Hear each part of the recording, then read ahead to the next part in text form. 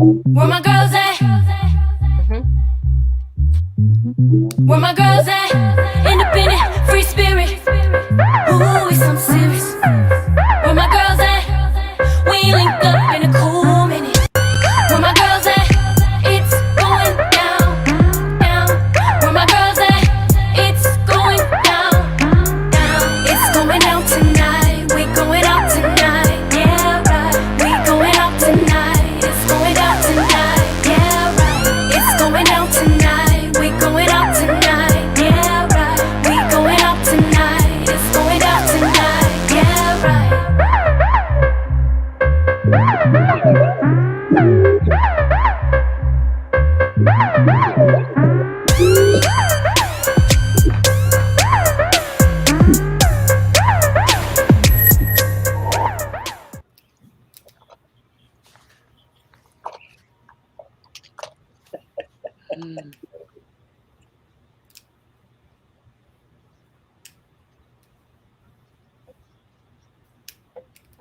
Chris, you got Facebook?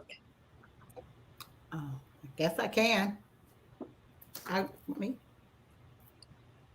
But not.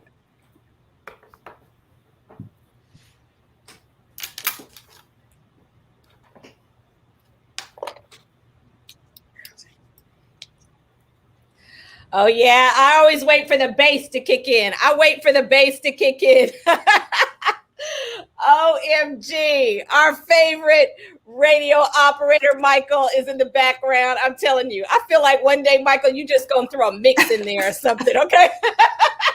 It's your girl, Caterina Harris Earl, on We Got Issues with my girls, the force of friendship, Sabrina, today in Chapel Hill, and then she's exiting. She gonna tell you more about that. Crisette is in the D, representing Detroit, and Gloria in Maryland. OMG, it is still hot on the West Coast, hot and dry. Crisette says she has enough water.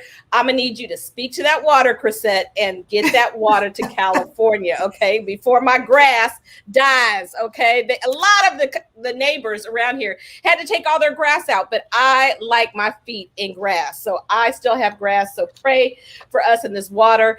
I'm going to need another job to pay that water bill. So we are here. We got issues. We got a lot of things to talk about, y'all. It's so much news happening. It's so quick. And if you tune in to listen to the Force of Friendship every day, you are going to catch the news and a great, great topic. And we got another great show today. We're going to be talking today about from the street, straight out of the streets. Okay. We got two, not just one, but two amazing men today talking about their lives, starting in the hood in Chicago and building a great life, being great contributors to the kingdom, great contributors to the community, the states, and the globe. And so we're excited about it. But here on this show, we keep it powerful, positive, not Pollyanna, but we do get a little messy. We a little crazy. Today I'm a little hottie. Crisette might be wet from all the rain. I mean, we got a lot going on. So Crisette, I'm just going to keep it in Detroit. Every day you got a new pair of glasses. I'm trying to keep up with you. Crisette, how are you doing in Detroit with all that water? Hey, everybody. Welcome to 9:10 a.m., the Superstation. I am doing well. I promise you, we've had so much rain that I think I saw Noah and an ark going down my street. I promise you. It is raining. I mean, our lawn is green. Everything is green. But the problem with that is so many people have experienced flooding in their basements. So while we're thankful for the rain, at some point we need it to stop. So anyway, that's what's going on here in Detroit. Lots of rain. But you know what? Just thinking about the news on today, President Joe Biden in Philadelphia talking about voting rights and how, so many states, I want to say it's over 17 states that have enacted laws now to suppress the vote. I mean, are you for real? And it's under the guise of, we're trying to make sure that everybody that's supposed to vote can vote, and people that are not supposed to vote are not supposed to vote. But you know what? For real, you guys are now cutting the number of days that people can go and vote. You're cutting the hours where they can go and vote. And you guys know, especially in the Black community, we've always said, take your souls to the polls. You know, Sunday was a big day for us to go and vote. And so it's so blatant. That's the thing that just gets my goat. Blatant. I mean, and then try to take the pig, put a dress on it, put some lipstick on it, and say, isn't she pretty? No, she's still a pig, okay? And it stinks. It stinks to high heaven. So yeah, that's kind of got me riled up today. But you know what? That's all right, because still we rise. When they try to hold us down, we find a way to get around it. So, you know, I'm gonna throw it over to Sabrina. What's up, Bree? Hey, good to see you, girlfriends. Oh my goodness, it's terrific. The Black and White Club. Sabrina, the Black and White Club. That's for the right, radio audience. For the radio audience. We got the memo, the other two didn't. That's it. Gloria got the necklace. All is well. Beautiful day in Chapel Hill. It's hot, 95 degrees, humid. Oh my goodness, I went for a walk and I was just drenched in sweat, but I love the heat. I love sweating.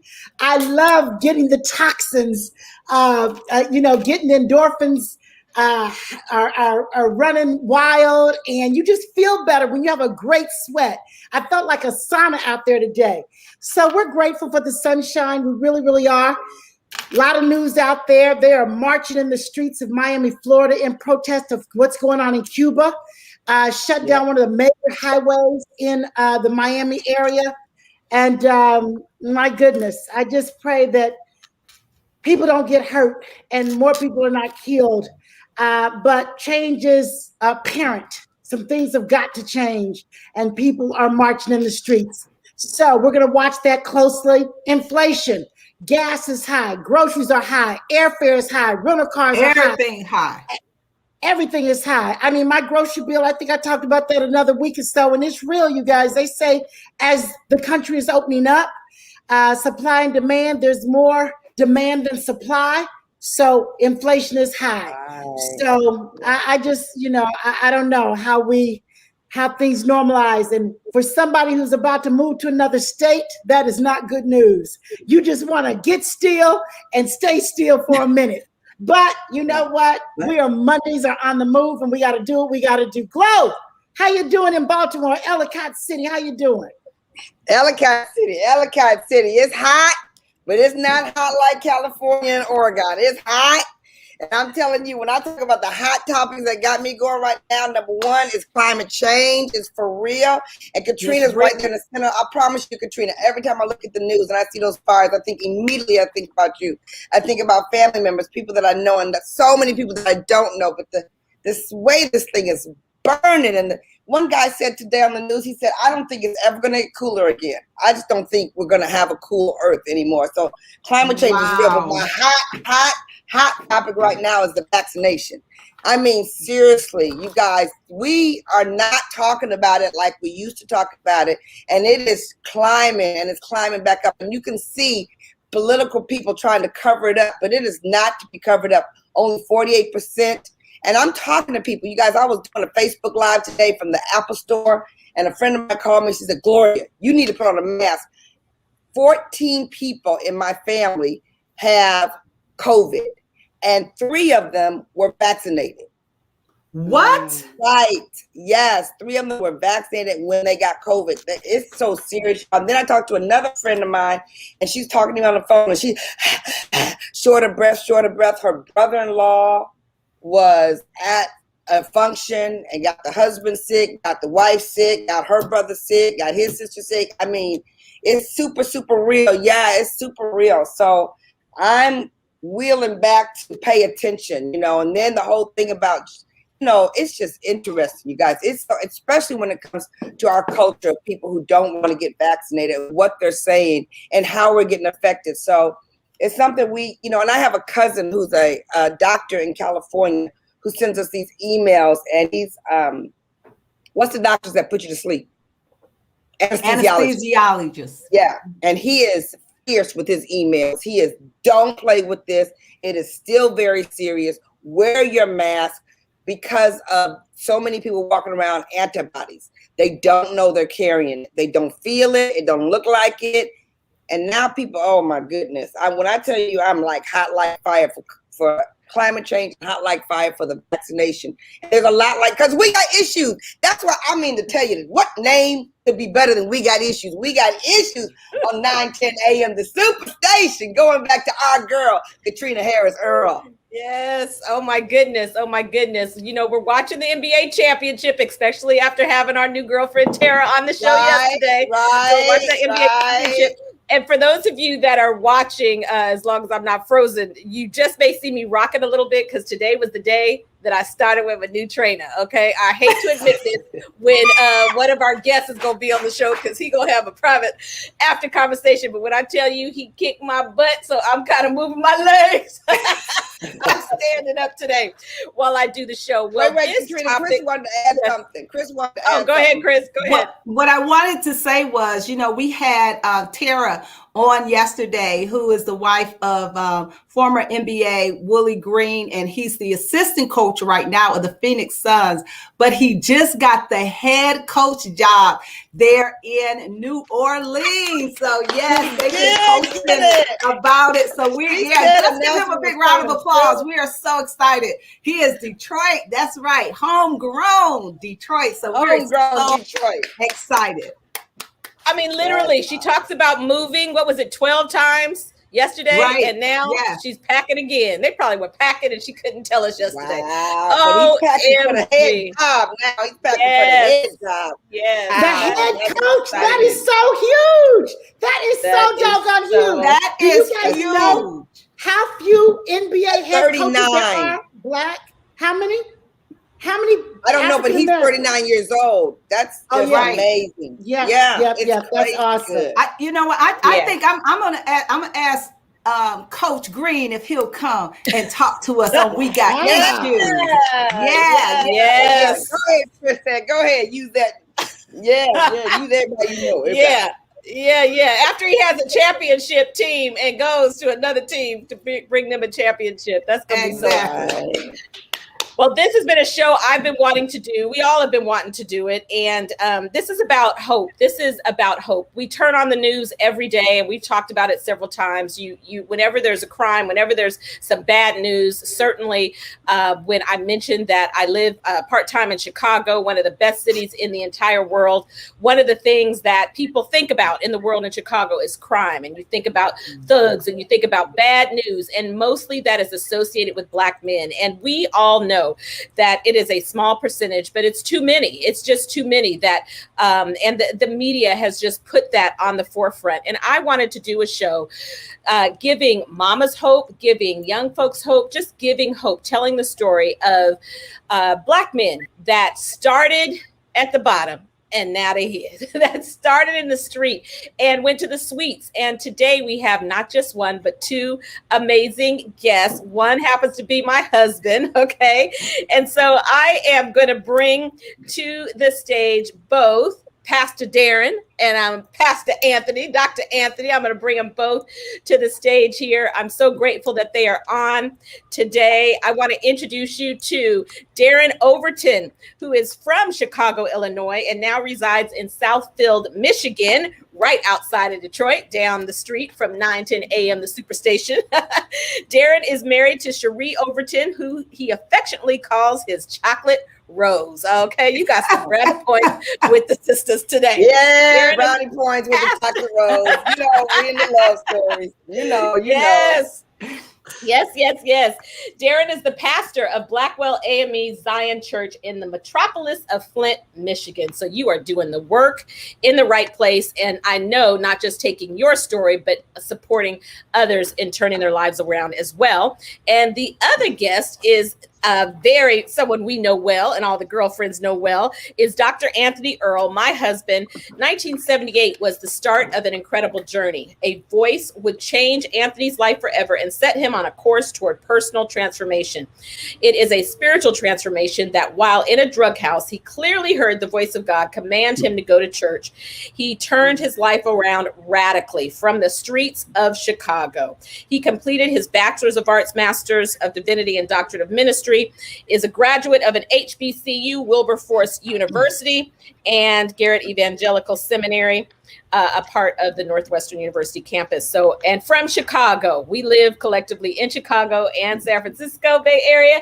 I'm in California and he's in Chicago and we do life together. So I want to first give you, Pastor Darran, an opportunity to share your story. When you told me your story, you was going in. I had me captivated. So just as an introduction, if you could tell us about your beginning, your growing up, the background of your family, and kind of what that life was like in the beginning. Yeah, growing up, grew up in Chicago, grew up in the Cabrini Green housing projects. Right now on 660 West Division, 505 was my apartment number. And growing up around gangs, growing up seeing death, growing up seeing the people who were close to me dying, I just knew I needed to get out from there. I just knew I needed to go somewhere. And not having or knowing anybody that was in my family that went to school. My sister, who is passed now, but my sister was the first one in our family to go to school. She went for 2 years out to a school in South Dakota, but then because of money issues, came back home. And thank God I had some friends that was crazy enough to go to HBCUs. And one of my friends went to Grambling State University. And so that's where we all followed. It seemed like our whole school, which was near North High School, a lot of us went to Grambling State University. And so growing up, my family dabbled in drugs. And then even while I was in school, I was dabbling in drugs. And as I told you, Caterina, that I graduated with an electronic engineering degree. And from the day that I graduated, right after that, I was right back in Chicago on the streets selling drugs again.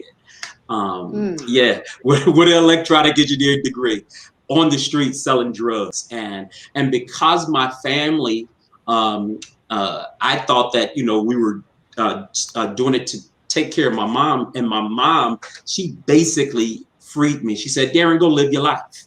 And I moved then. I moved to Detroit. Moved in with a girl I was going with from Detroit, and she was going to church. And so after I got to Detroit, I think about a year later, I got custody of 3 nieces and a nephew right after that. So after getting them, going through custody to get them, brought them here. And so my girlfriend at the time, she wanted to be married. But guess what? I didn't come from a family to marry. We shacked is what we did. Only reason my brother got married. Because the suit that his then girlfriend bought him, he thought the suit looked good. So he said, I look good today. I said, yeah, let's go get married. And so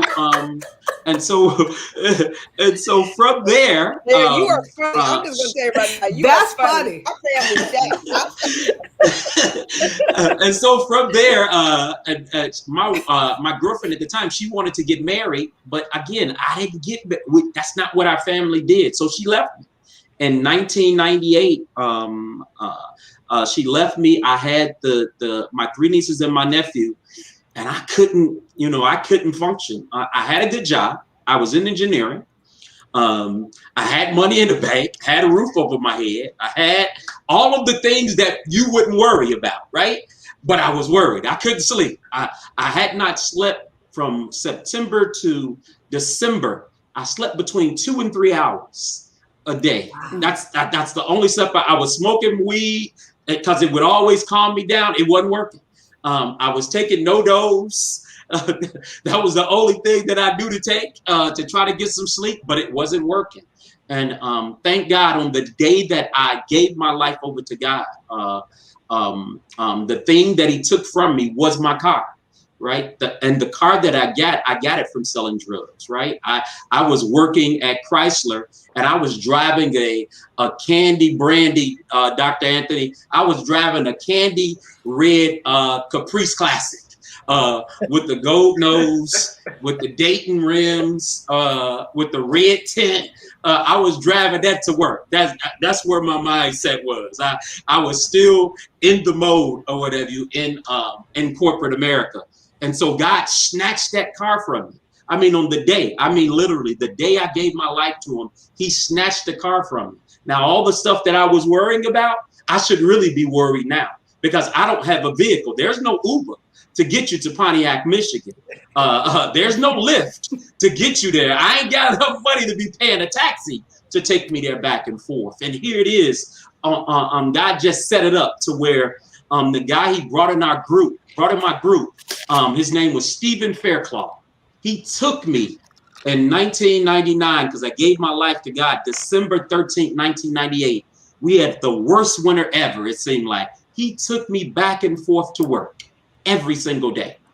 And Pastor Darran, on top of that, Pastor Darran, we're going to go to a commercial break. This is like lean in, everybody. All the audience, I need you to lean in, because we are hearing the story when you told me that the family business was selling drugs and you left the family business for a better life. You are listening to We Got Issues on 910 AM, the Superstation out of Detroit, Michigan. We will be right back with Darran Overton and Anthony Earl.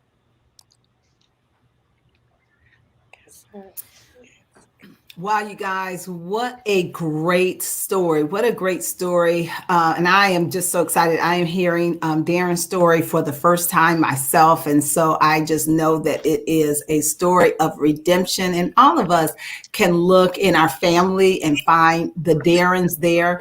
All of the stories may not be identical, but we all have a story. And so, it's just the grace of God and his mercy. And, we often say, if not for the grace of God, there go I. And so what I love about Darran's story, and I really can't wait to hear the rest of it, I know Dr. Anthony Earl also has a very powerful story, is that, and especially for individuals that may have a son, a daughter, a brother, a sister, a relative, a spouse that's out in the streets or doing things that they shouldn't do. Sometimes it's so easy to give up on them. And, when you think it's getting better, it gets worse. And so I love that we can see how sometimes, God allows everybody to have their own journey, and God is always able to bring them to a place where they can start walking in their purpose for which they were called. And we would love for you guys to put in the chat, if you have, individuals in your household that also, similar to Darran, has a redemption story. And, maybe you personally, you have a story, all of us have a story. And I just think that it is through our stories that we are able to help other people. Sometimes, we can be ashamed of some of the things that we've done or some of the things that we have gone through. But at the end of the day, we go through our tests and our trials so that we can be a testimony for others to know that where you are right now is not where you're going to always be. So I am just excited about listening to Darran's story, hearing the end of it. I know he's a pastor now, so that tells me a whole lot about some of the end of his story. So we all have an end. So again, we appreciate you guys watching. We appreciate you, your comments. And hey, if you have a question for Darran, call in. You know the number, 313-778-7600. Maybe you have a comment that you want to make about someone in your family that also have a story of redemption. And I mean, this is just so powerful. It gives us hope. And that's what we need in the world today, right? We need hope. Okay, going back to the show. Oh my goodness. We are back. You are listening to We Got Issues. Every time that song talks about pulling out the red bottoms, my feet start to hurt because them red bottoms hurt your feet. OMG, OMG, OMG. You are listening to We Got Issues, The Force of Friendship. And I want to encourage you to make sure you visit theforceoffriendship.com. There is on the We Got Issues tab on there. You can let us know what type of topics you would love for us to talk about. We want to hear from you. We want to hear from you. Hey, and right. so I'm going to go back in just a moment to Pastor Darran Overton to kind of finish digging deep in his story. But I want to go ahead and bring my husband in. Dr. Anthony Earl is on with us today. We are talking about Black men and that started in the streets and then have built an incredible life for themselves. And so, babe, would you please just take a moment and share the story about your early years? Because even the girlfriends that know you well cannot imagine you being a thug on the street. So one of the things that I know that I heard you say, Pastor Darran, is one person who made a difference. And I know, babe, you tell that story about, was the teacher's name Shirley? What was the teacher's name? Shirley Andrews. Isn't it Shirley Andrews? You tell it so much, how Shirley Andrews spoke to your mom. One day, I promise you, Mrs. Earl, he's going to turn, the light bulb will turn on. And I know that many a mama has prayed for that light bulb to turn on. So your mama's prayers was answered. Can you tell a little bit about your story? Yes. Hello, ladies. Can you hear me? Hello. Good, Yes, good. I'm actually in Chicago trying to spend some time alone with God, and my wife, she has a way of pulling me out of the cave. But yeah, I grew up in Chicago. I was at 11 years old, I was introduced to the gangs. And the way that I was introduced to the gangs, the older gang members were coming through the neighborhood, and one of the guys saw me with a towel wrapped around my hand. It was on 4th of July, and I had popped the firecracker on the tip of my finger, and so I had it wrapped. And he saw me, and he handed me a gun, and asked me to put the gun inside the towel and follow them. And I followed them, and I ended up shooting the gun for the first time in my life at 11 years old. Can you believe that? It's just strange how you get pulled into that type of lifestyle. And around, I think 12, I smoked my first joint. But I was actually a fish out of the water. I knew I didn't fit, but I was trying to force myself to fit. My parents bought their first home, and we moved from the west side of Chicago to the south side of Chicago in a nice neighborhood, nice home. And there I went to high school. That's where Shirley Andrews was my division teacher. And so I started selling drugs in high school. Actually weed, selling weed. And there I started having an altercation with the teachers. So I fought teachers. I jumped on teachers, and just really an attitude problem. And I recall my first arrest was with a gun. I had really shot in the air at the high school. I was chasing some guys, but I shot in the air. I didn't actually try to hurt them, but bullets can fly out of the air too, right? And so this was my involvement in the gangs. One day, I recall, I've done everything: snatched ladies' purses, broken in homes. Okay, Crisette, pray my strength in the Lord. And I recall my last major event before going off to the military.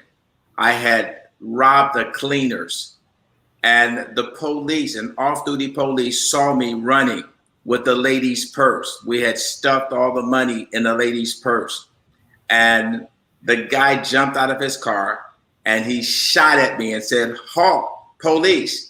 And adrenaline, I literally jumped a 10-foot fence. Literally, I hit it and went over. And the next day I joined the Marine Corps. I said, no, I can't continue doing this. So when I entered into the Marine Corps, I saw how naive the guys were in the Marine Corps. So I started shooting dice, loaded dice, shaking the 3-card Molly. I used to ride buses. I used to hang out with pickpockets. I used to shake 3-card Molly. I used to do the shell game. In fact, the Marine. Yeah, in the Marine Corps. And then one day I was driving. I had a Cougar, a 1979 Cougar XR7. And I was racing on Highway 5 heading to LA. And the Border Patrol pulled me over. When they pulled me over, they found drugs in the trunk. And so I was arrested. And I was taken back to San Diego. And one of my homeboys in the Marine Corps, he was actually from Milwaukee. And he asked me, why was I in the bullpen? I said, man, they got me. They caught me with $3,000 in my pocket and drugs in the trunk. He said, how did they pull you over? He said, you'll beat it. So I said, man, if I beat it, I'll buy you a gram. And so I went before the judge, and the judge looked. He says, what you got to say about this, young man? I said, Your Honor, I don't know where they got this from.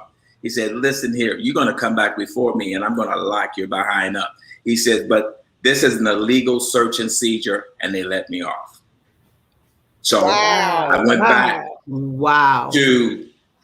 back to San Diego. I hung out with this guy. I bought him a gram. At this time, I started snorting heroin. I was snorting heroin.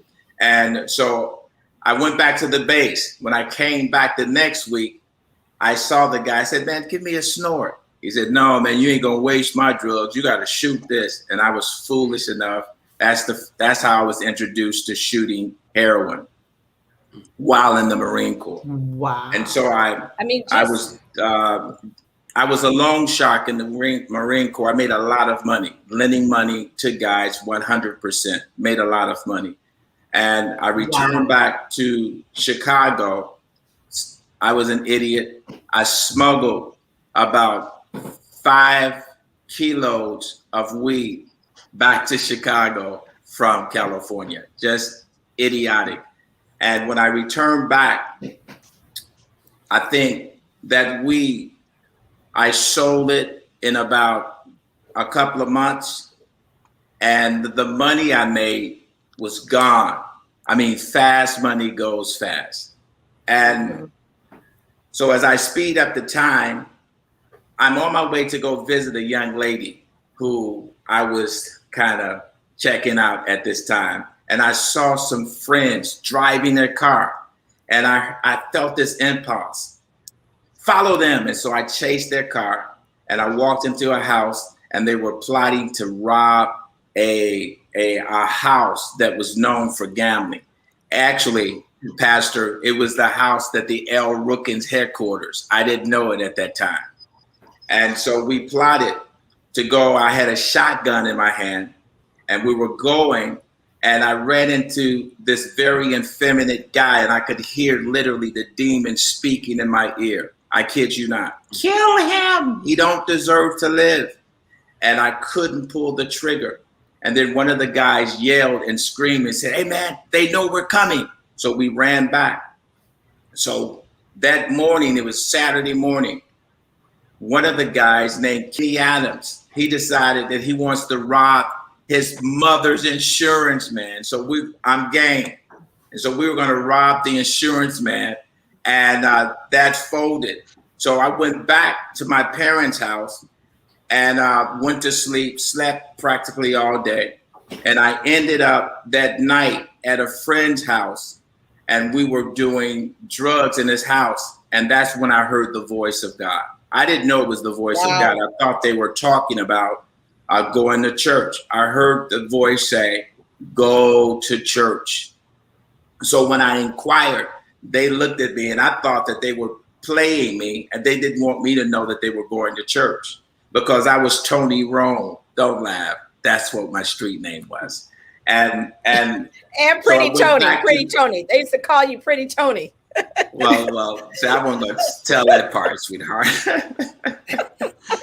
God delivered me. Babe. And so I heard the voice again, go to church. So a friend of mine, Richard Jenkins, he said, man, we can go to my mama's church. But Richard was trying to rescue me because they thought I had flipped on the drugs.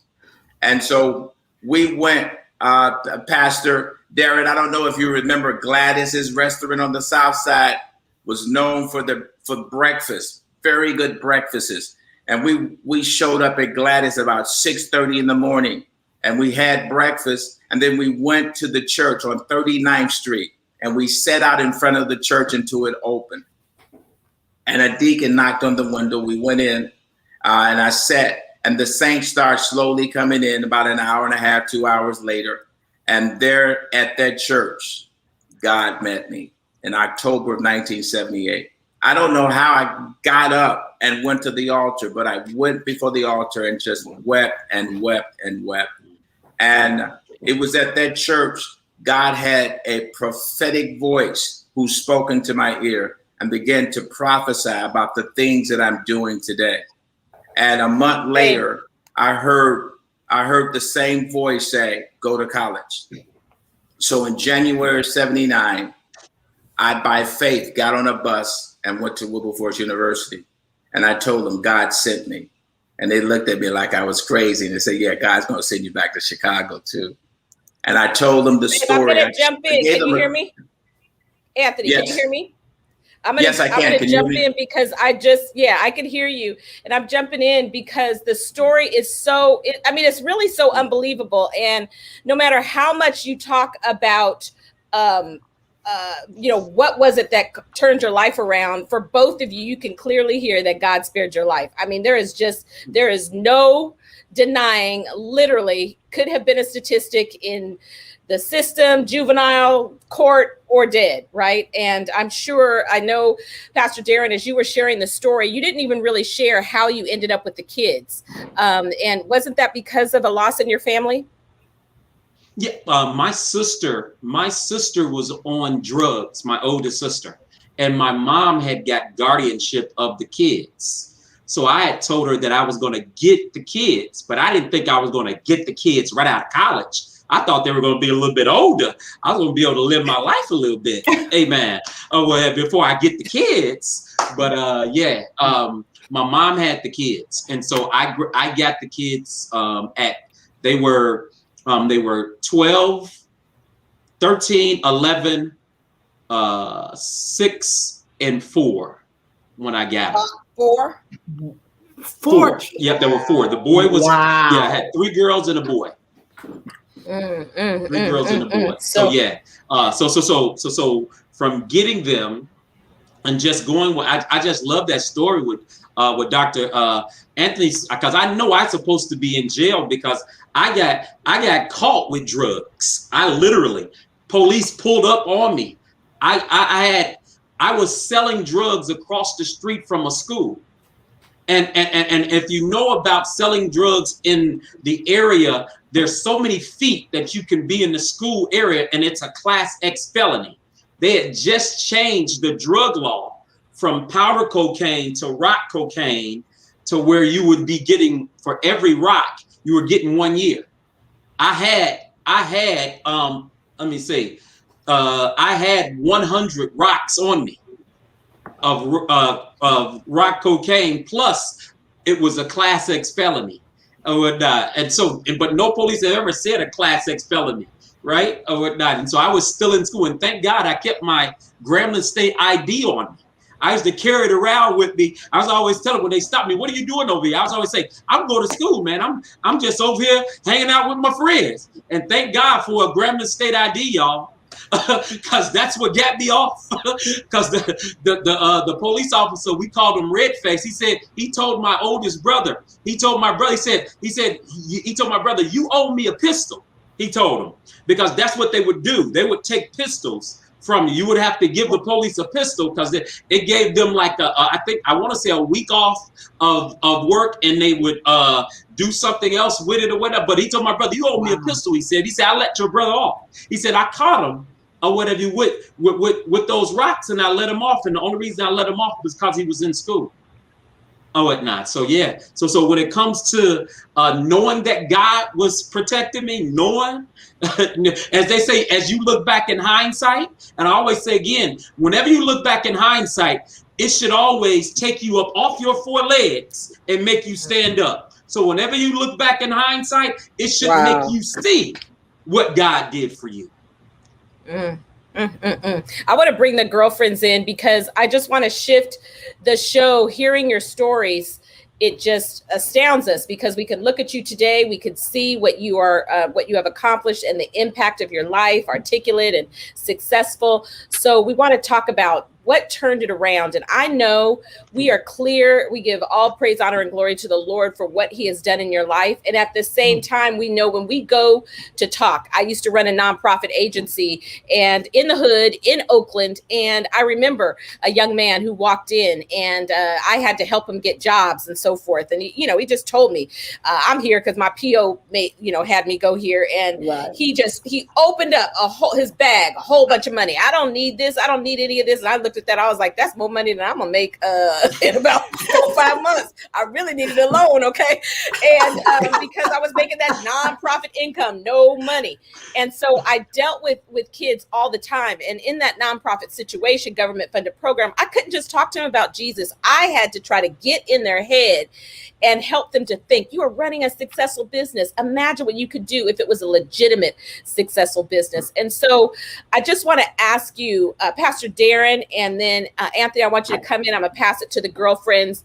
What one thing, in addition to what you said, do you think kind of just turned it around in your head? Because it ultimately was a mindset shift for you that caused you to choose to go in a different direction. Pastor Darran? I think for me, it was me raising the kids.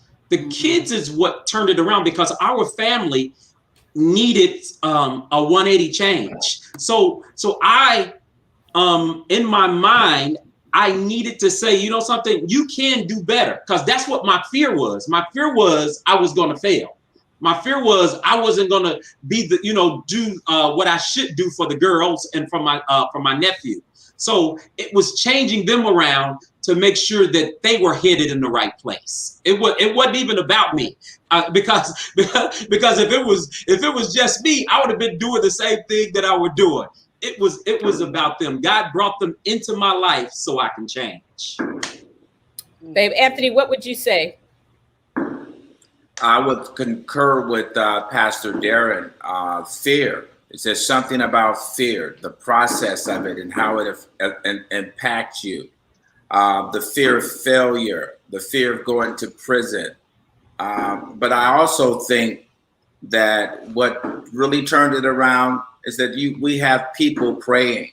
And it's interesting, those people that God brings into our lives, like Maddie Pools, the Pools on the west side of Chicago, who bust us as kids. And I remember them praying for us and pouring oil on us and speaking in those tongues to us. And I believe that those are the things that made me shift. When that police shot at me, that was the beginning stage. That's what put me in the Marine Corps. And I believe God used the Marine Corps to bring discipline into my life. I mean, I thought I was going to become a lifer, but it didn't turn out that way. And I returned back to Chicago. Excellent. Wow. Amazing stories. And so girlfriends, who wants to jump in? Who wants to jump in aside who's in awe from hearing my husband's story? Go ahead. I know. I want to jump in real quick. I want to. Chris, we can't hear you all the way on the radio. I said, okay, I'm sorry. I was on mute. I want to jump in. And first of all, let me thank Darran and Dr. Earl for sharing your stories. Oh, my goodness. You talk about stories of redemption. They're so powerful. And, there was a whole lot I didn't know about you, Dr. Earl. Shut up. Hold your purse, Chris. Hold your purse. Right. I know. Hold my purse. When I'm around you, absolutely. And you know what? To think we have him holding our purses all the time. I thought I was missing a 20 one time. I could have swore I was missing a 20. But thank you guys so much for your transparency. And so my question is this, and what I love about your stories is sometimes we think that the only role models can be people who live pristine lives that never do anything wrong or don't go to jail, or, you know, we can't just hold them up as the role model. But I am so glad that both of you are sharing your story, because there are so many of our listeners that may have somebody in their family that's being challenged right now in their life. And they're wondering, will their life ever turn around? Can they go from the pit, as we say, to the palace and turn out to have a testimony and to use their story to help other people? So can you talk a little bit about, Pastor Darran, I'll ask you this question first. The individuals that you minister to, how do you use your experience to minister to where they are right now? Ministering to people where they are right now, it's always about first loving, right? Because we've all been somewhere. I don't care how, as they say, how pristine or how clean, amen, your life looks now. You done came from somewhere, and right. Being judgmental, especially in the church, we love being judgmental. Yeah. We love looking at people and then pointing the finger and even opening up the wound and pouring more salt in it, and then we'll give them a Band-Aid. So the reality in helping someone out is not being judgmental, because we done all came from somewhere. Without the blood of Jesus, we ain't nothing but dirty and filthy and dirty and filthy and dirty and filthy. That's good. That's good. Babe, how about you, Anthony? Are you? I'm thinking. I think she better ask that question again. About how do you minister? How do you talk to? Oh, I got it. Yeah. Even our grandkids, we got a whole lot of young men we talk to. Yeah. First of all, I believe that God attracts the people to you. He brings the people into your orbit. And usually for young people, I can talk about vision. I can talk about purpose and where God is taking you. And then I will segue into how God delivered me, how God brought me out. I really don't share in detail all the time what I've shared with you ladies on today and your audience, because I think that it takes a grace to do that, because people, they can't all process it, you know. Right. Sometimes people will keep you stuck in your past, and so because there's a prophetic stream in my life, God tends to give me the approach and how to approach people, even when talking to the young ladies. I mean, we are good friends. But I'm careful in how I approach certain situations or what I'm discerning or perceiving in the spirit. So I think it depends on that situation. I love talking to guys who are in the system. I love visiting the prisons, talking to those guys one-on-one. And now I can give it to them raw because they're there. So it really depends. Now, when I'm in the nations, it's a whole different approach. Where what I've discovered when I'm traveling in the nations, God has a way of drawing those people who have come out of that lifestyle to me, and now I can go there with them.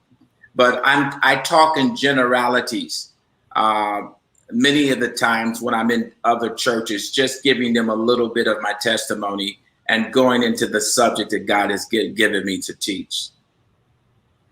I am amazed at, as we travel all over the country, all over the world, literally, it really is amazing how the young people are just drawn to him. They're drawn to him like they'll come in groups, lots and lots of young men. And it's just interesting to hear you unpack that story, because this is not just a Chicago, a Detroit problem. It's not just an inner city problem. Right. This is absolutely a problem. And you see it with Black men all over the world. Some stats from the NAACP: a Black person in America 5 times more likely to be stopped without just cause than a white person. A Black man twice as likely to be stopped without just cause than a Black woman. 65% of Black adults have felt targeted because of their race. Only 35% of Latino and Asians. And going on and on and on, when we look, we understand the police violence and all of the things, but it talks about, it said, I read this in an article, just as we accept that suicide victims are psychologically impaired, we must acknowledge that a murderer or a thief or those that have been involved in that life have a similar impairment. Blacks, from their environmental and the political reasons, are likely to reflect emotional predispositions that allow them to more readily become a statistic. And so there's so much against us. It's just real. Now, when we look, and I flip back up here, I do just want to say this, because I know we always have some people that are listening in. We still have a couple more minutes for anyone to call in and share their story, 313-778-7600. But I just wanted to speak directly. This show is not on Black crime, but I just wanted to say that when we do a show on that and we look up close at those statistics, trust me, it's not that different. It's just not called white on white crime. We just only call it Black on Black crime. But our communities, our environment, it just does not give, with an 11%, what is it? I think I'm getting it right. 11% unemployment rate. And that was across the board for Black folks. When you take that down to young adults, I know I got a job when I mean, at my 16th birthday, my dad passed me a job application and said, get ready to work. And so, but so many young African-American men, there are not many options for them to create income aside from the street, unless they just press their way out of that community to make it happen. We applaud you. We applaud you. Sabrina, I'm bringing y'all in. I'm bringing you in. What you got, girl?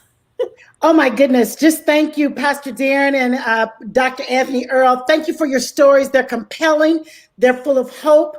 What this tells us, and I was just with Dr. Anthony, I know the story well because he just shared in detail with me a couple of weeks ago in Detroit when he took me to the airport. And I said, Anthony, this is a best-selling book. Write your book.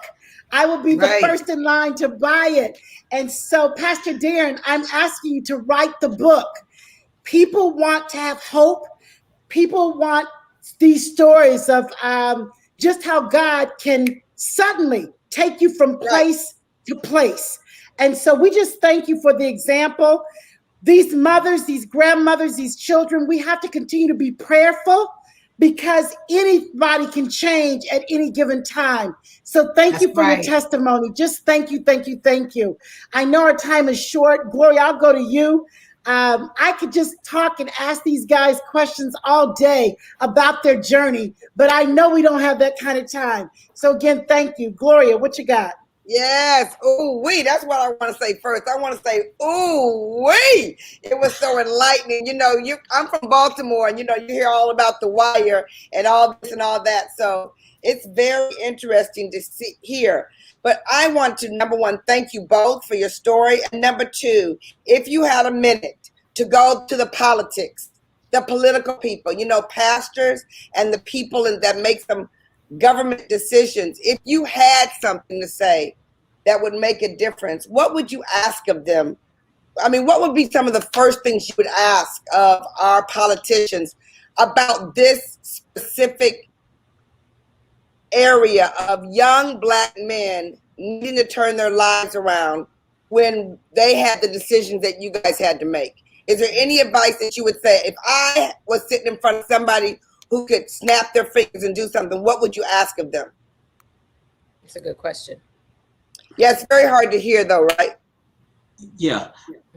You said what would we ask of politicians? Yes. What would you ask of a politician sitting in front of you if they had the power to do something? What would be like one of the first things you would ask? Is that me? I would say, yeah, for me, it would be, I see the education system in the Black community, education, and then the disparity in how we are charged with sending our young Black men to jail like they are, quote unquote, you know what I'm saying, a product instead of a human, trying to garner money off of them. So that will be the first thing, education of young Black children, and then the disparity. When our kids make a mistake, they don't get a slap on the hand, they get the book thrown at them. And how can we change that, truly change that? Right. Yeah. I would also, I ditto that. I think that, yes, education is critical, but also let's reach young Black boys early. Let's reach them between first and third grade. That's so important, because I remember being impacted by one of my instructors, because I actually played the violin for a year. Would you believe that? I played the violin, but when the riots came, they took that music program out of the schools. They took a lot of those activities out of the schools. And so, hey, it changed the trajectory. So I think that investing in schools, prevention, I like what President Obama is doing, Am I My Brother's Keeper? That type of intervention with kids, because once you reach them, you can disconnect them from the influence. I heard on the news just the other day, in Chicago alone, there is 100,000 gang members. Wow. 100,000. Wow. And I know many of those gang members are like I was back when I was a youth. They're just a fish out of the pond. They're trying to fit in. They don't have anything to do. And the last thing I would say, jobs. Because I remember when they had those summer job programs and we had those jobs. Those jobs kept you busy and it kept you out of trouble. You know, I was just listening, my favorite app, TikTok. I was listening to someone on TikTok who said, and I'm going to get the stats wrong, Walmart, for example, they made $558 billion. And if they gave a $10 an hour raise to every person at Walmart, they still would have made over $500 billion last year. Like, not just a job, but a job that pays you well. Because if you're making $9.50 an hour, that's a lot of the conversation in 2021. That was part of the conversation I had in the early 90s. Like, I can make that money in a hot minute. We're not competing against the streets, but we must give them something to do. I just appreciate what you guys have added. This is so important. It makes it clear that the words that come out of a teacher's mouth matter. The words that come out of the person who recruited you in the military and those that were surrounded, your superiors in the military, matter. Certainly, we hear the term defund the police, which doesn't mean not have protection, but it means make sure that we have proper community. The police officer who gave you a chance, who made a difference, who spoke in your ear. Quality people working in the community to impact. I'm telling you, this is a show. They want a part 2, so we're going to have y'all back, but we got another great show tomorrow. So thank you for listening to We Got Issues with Caterina, Sabrina, Gloria, and Crisette. We will be back tomorrow. Thank you, Dr. Anthony Earl, for being on the show. He was hard to book, even though he's my husband. And Pastor Darran, we appreciate you. You can follow Pastor Darran at Darran Overton on social media, Dr. Anthony Earl at Dr. Anthony Earl, or anthonyearl.org. We appreciate you, and we'll talk to y'all tomorrow. Bye-bye. Mentors. Yes, we need mentors.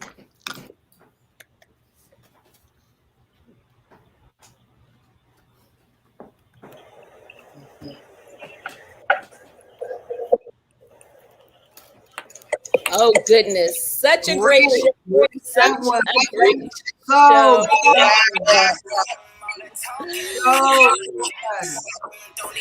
We are going to thank the audience. We're going to thank the Facebook audience for being on. We appreciate you, Pastor Darran. Thank you, dear, for coming on and gracing us with your story, your presence. Literally, I know there's some folks y'all going to share this that will be impacted by these stories. So they want y'all back. So we will see you in the future for another great show. Thanks for joining. We Got Issues, y'all. Bye-bye. Bye-bye.